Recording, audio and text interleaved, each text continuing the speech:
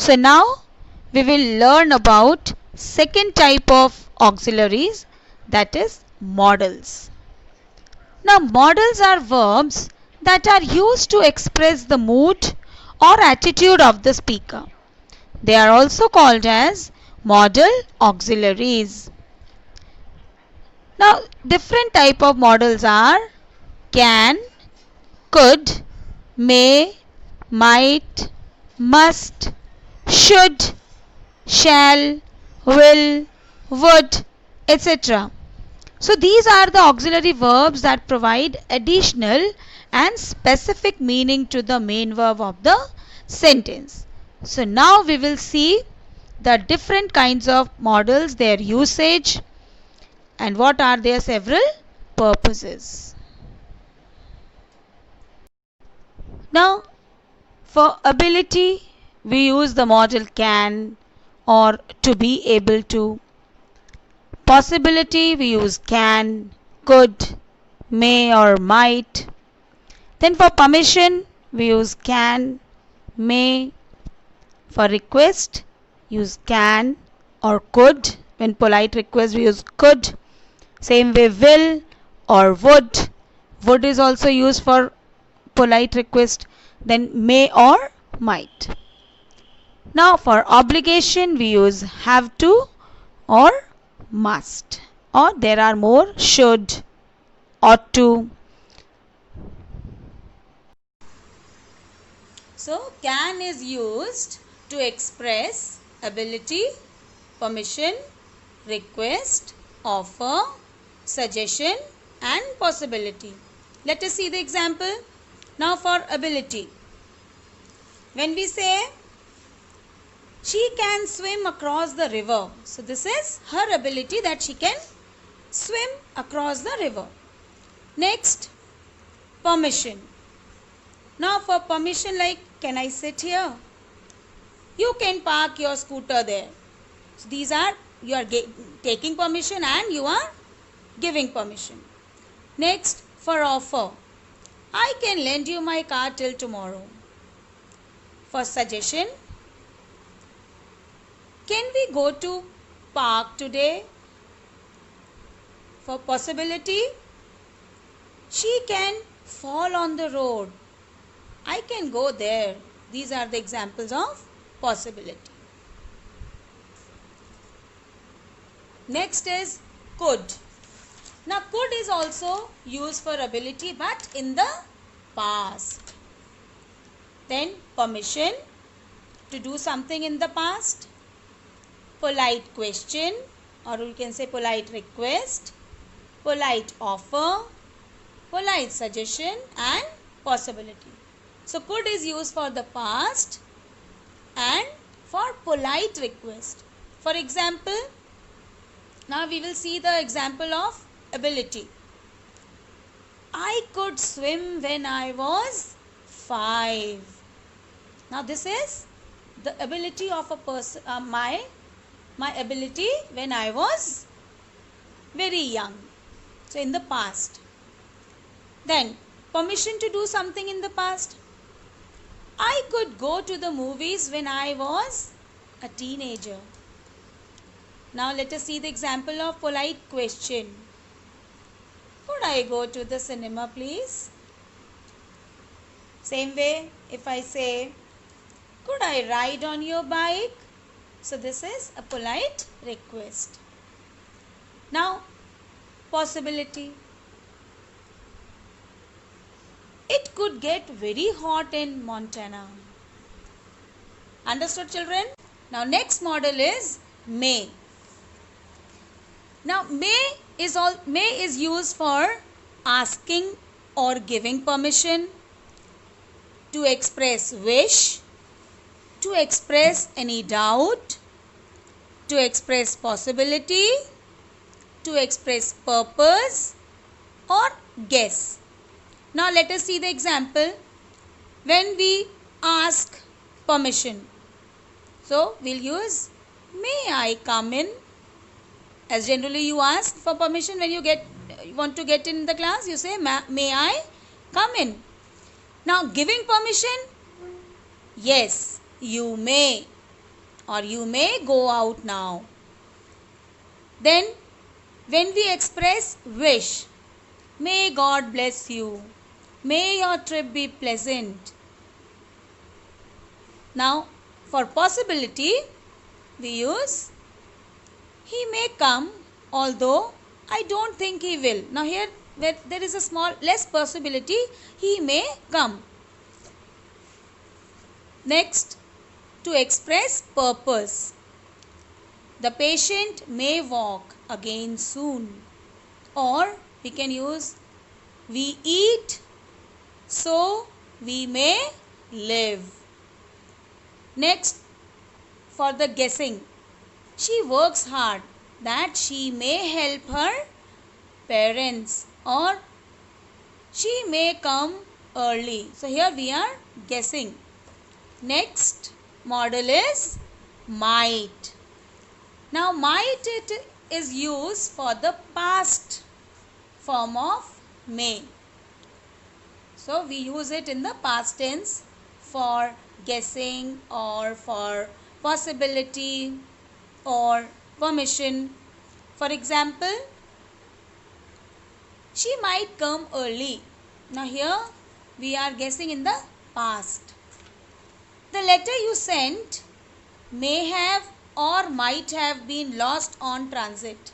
I didn't receive it. Now we can use may have or might have also. About a may have can be used for present and might have is used for the past situation. Now might is also used for very less possibility. When there is very less possibility, then we use might. Like the sky is clear, it might rain, because there is very less possibility of raining. Now let's come to shall. Now shall is used for suggestions, request, advice with the first person, that is I or we, in the interrogative sentences. For example, shall we start the class? Shall I have a cup of coffee from your shop? Shall we open a new shop? So here, shall we open a new shop? It is a suggestion. Shall I have a cup of coffee from your shop? What is it? It's a request. Now, sometimes shall is used with second and third person to indicate threat, warning, command, promise and determination. For example, you shall go now. Now this is command. Now here we have not used will. Otherwise, will is used with the second and third person. Now because it is a command, we'll use shall with you. Same way, she shall get a bicycle. Now what is it? It's a promise. So here also we have used shall with the third person. And the negative form of shall is shall not or shan't. Next comes should. Now you know should, must, ought to, these all are same models. They are used for the same thing, which expresses duty, obligation. For example, children should be polite. Now this is children's duty, that they should be polite. Or when we are giving advice, like you should work hard if you want to succeed. Next come will. Now will is used for demand, order or request when it is less polite than would. Will is, will and would both are used for these request, demand, order, but will is for less politeness and would comes for when you are very polite. When we request, will you please close the door? Will you help me in this assignment? Now for prediction or assumption, when we assume something, I think it will rain on Saturday. Then for promise, I will stop smoking. Now here I should clear you one thing. See, we use shall or will for the future tense, isn't it? Now here shall is used for first person, that is I or we. Will is used for second and third person. But when it is the case of promise or threatening or challenge, we change the usage. Like here, when it is the case of promise, we'll use I will stop smoking. Now, generally we use shall with I, but here in the case of promise or any determination, we use will with first person. And same way in the case of second and third, like when you say he, so here we will use shall if it is the case of promise. He shall work hard. Now, if there is spontaneous decision, then also we use will. Can someone give me a ride? I will. Okay. So here we have changed now with the person. Next comes would. Now would is used in the form of past tense, or you can say past form of will. Now when we express polite request, then also we use would. Would you turn on the air conditioner? Or would you please give me your bike? Next is we also use it for the past habit. He would drink a cup of coffee in the morning. This is for the past habit. In past he used to do. My father would get up early in the morning. Next, we also use would to express wish. I wish she would be healthy. Sometimes we also use it as an imaginary condition. Like, I would have a big house if I earned 10 crore every year. So here you are just imagining like how your condition would be in the future. So then also we use would. Next model is must or have to. We already read about should. It is used for advice, duty, obligation. Same way here must is also used for duty, but here when we talk about or when we emphasize something, and same way have to. So both have the same usage. Must is equal to have to, means we can use must or have to in a sentence. We must talk about it. We have to talk about it. So here they are same. But in the negative sentence, we cannot use in the same way. Like mustn't. It is the strong obligation, means not to do something. And don't have to when you don't have the need of doing, means here both the things are different. Here strong obligation, mustn't, means when we use for the strong obligation, and when you don't have to do something or when you don't have the need, then we use don't have to. We mustn't talk about it, means we have a strong obligation not to talk about it. And the second example, we don't have to talk about it. Here there is no need to talk about that. Understood?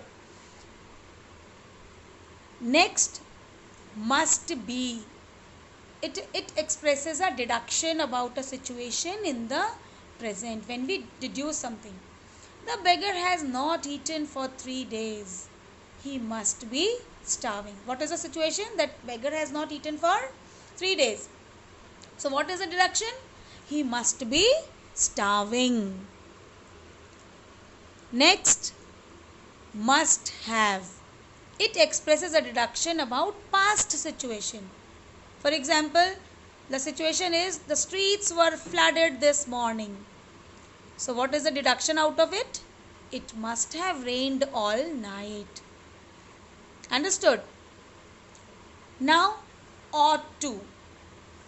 Ought to denotes obligation. You ought to tell the truth.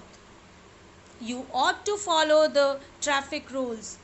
You ought to love your country. So here it denotes the obligation. You must do this. It is your duty. Next is has to or have to or had to. It denotes or it expresses necessity.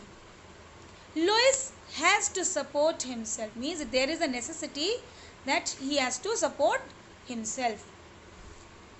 If it is the past tense, then we will use had to. Same